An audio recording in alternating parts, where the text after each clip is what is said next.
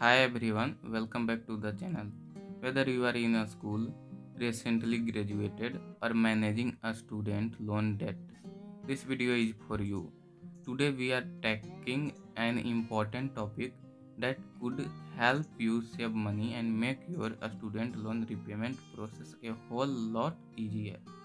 A student loan refinancing. We are going to explore how refinancing works. Here is the United States and how different countries approach their student loan system around the world. So if you are been wondering if refinancing is the right option for you, stick around because we have got you covered. Let's drive it right now. So what is a student loan refinancing? Alright, let's start with the basic. So, what exactly is a student loan refinancing? In simple terms, a student loan refinancing is when you take out a new loan to pay off one or more of your existing student loans. This new loan typically comes from a private lenders and they offer you a fresh interest rate, sometimes better terms, and even the option to consolidate your loans. Let's say you have got a couple of student loan, one at 7% interest and other at 5%. You refinancing them and now you have one loan with an interest rate that could be 4%. For example, your new monthly payment might be lower and the overall cost of the loan could decrease too. Sounds pretty good, right? Now that we have covered the basic, let's talk about how refinancing actually works. It starts by finding a private lender who will offer you a new loan with a lower interest rate than the ones you currently have. This is usually based on factors like your credit score, income, and debt to income ratio. Here is how it goes. Step 1, you apply with a private lender. They check your credit, review your financial health, and assess whether you qualify for a better rate. Step 2, if you are approved, they will offer you a loan with either a fixed or variable interest rate, and you will have a choice to consolidate all your loans into one. Step 3, you will sign the agreement and start making payment on your new loans. If you choose a fixed rate, your interest rate stay the same for the entire terms of the loan. But if you opt for a variable rate, the interest rate could fluctuate over time. So it could start low but might increase as market rates change. Always make sure you understand the risk involved. The pros include is first is lower interest rate. Refinancing can offer get you a better rate, especially if your credit score improves since you first took out the loans. Second is simplified payments.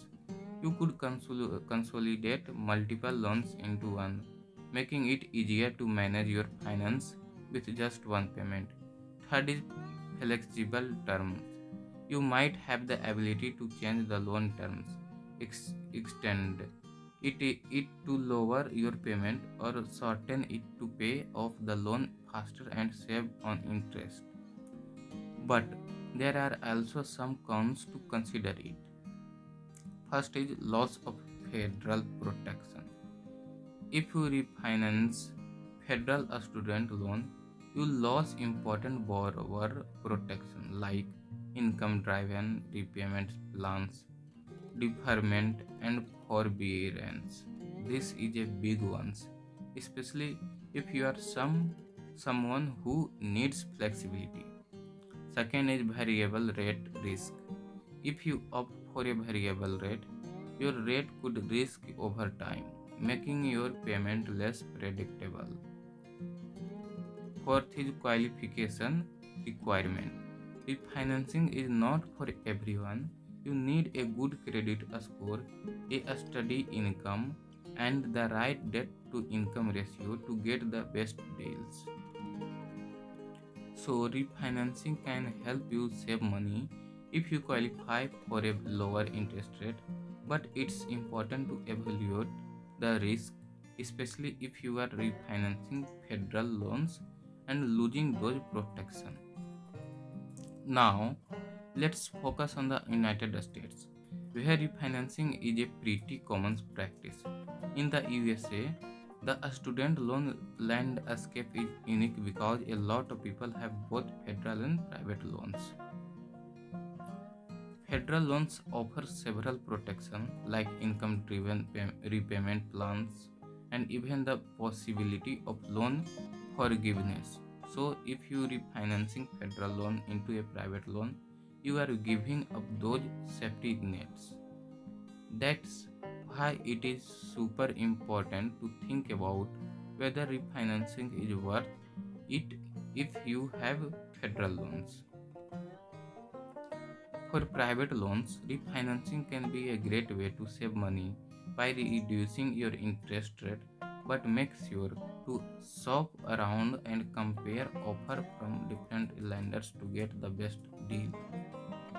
Okay, let's zoom out and see how other countries handle student loans. Well, refinancing is popular in the USA. It is not really the normal everywhere else. In the United Kingdom, student loans are tied to income, and the government control the interest rates since repayment are automatically deducted from your paycheck. Refinancing just is not a thing here. In Australia, a student loan are managed through the government and the repayment amount is based on your income. So again, refinancing is not as common here. It is more about paying back as your income allows. In Germany, higher education is almost free. So a student loan are minimum and refinancing is not necessary. The few students who do take out loans usually get very low interest rate and can repay them based on their income. And in Canada, you can consolidate federal and provincial loans, but refinancing is not as prominent as in the US. Since Canadian student loans also have low interest rate, there is less incentive to refinancing. So, what would you take away from you all of these? If you are in the US and have federal loans, refinancing can help your lower your payments. But you careful, you could lose valuable federal protection. For private loans, refinancing is often a great option, especially if you qualify for a lower interest rate.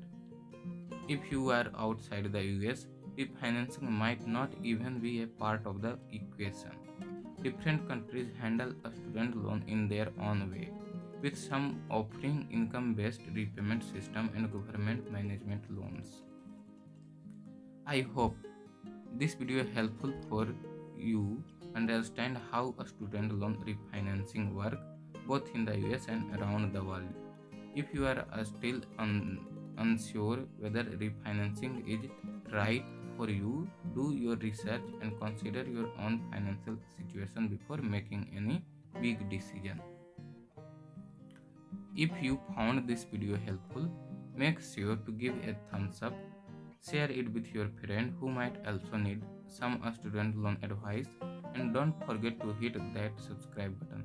If you have got question or thought, drop them in the comment below. I did love to hear from you.